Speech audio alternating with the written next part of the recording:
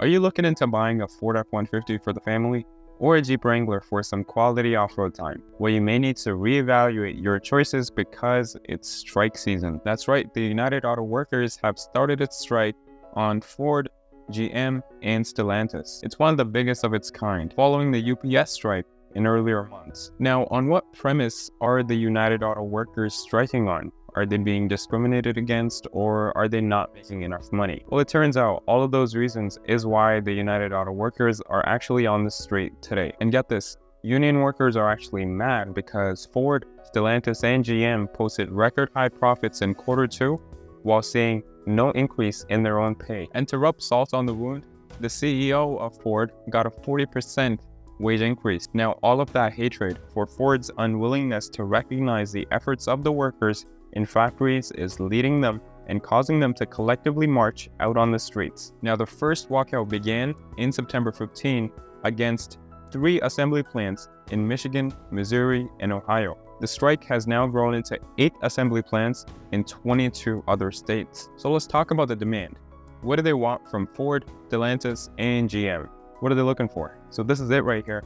40% increase in wages. Restored COLA, which basically increases benefits as things like inflation rise. A better pension plan. More medical benefits. Big one here, the right to strike on closing plans. Family protection plan.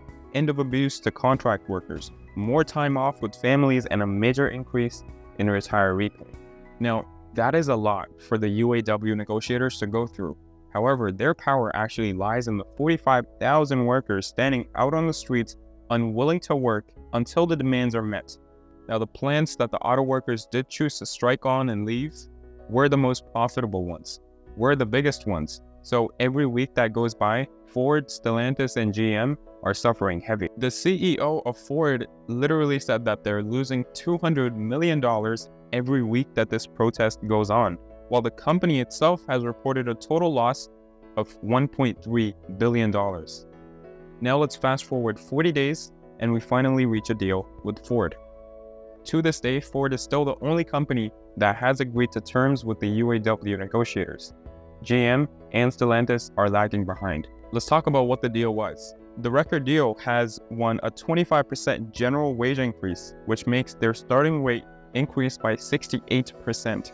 Temporary workers will see their wages increase by 150%. They brought back COLA. They added a retirement multiplier and provided more for retirement for current retirees, members with pensions, and members with 401ks. On top of all that, the union workers got the right to strike on plant closures.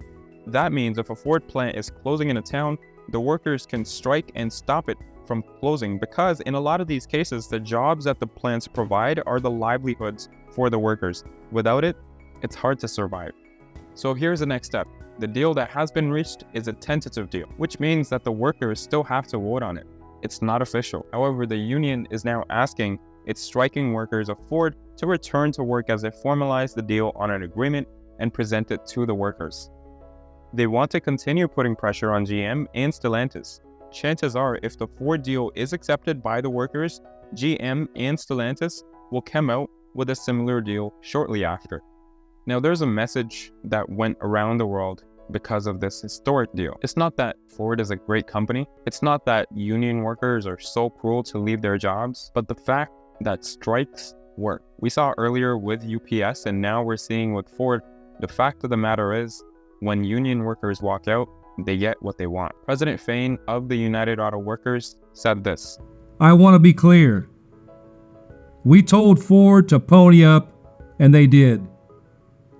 We won things nobody thought was possible. Now the question becomes, will that tentative deal be accepted by the workers and formalized? And also, will GM and Stellantis follow suit shortly after? And it brings another question. What does this mean for every other company that has a contract with union workers? As we're seeing more and more, UPS, Ford, in the future Stellantis and GM, the workers are getting what they want if they strike. After all, they're all in the threat of a strike given that the workers don't like the wages that they're receiving. That's going to be up to them. If you liked the video, subscribe and hit the bell icon so you don't miss another video. Thank you so much.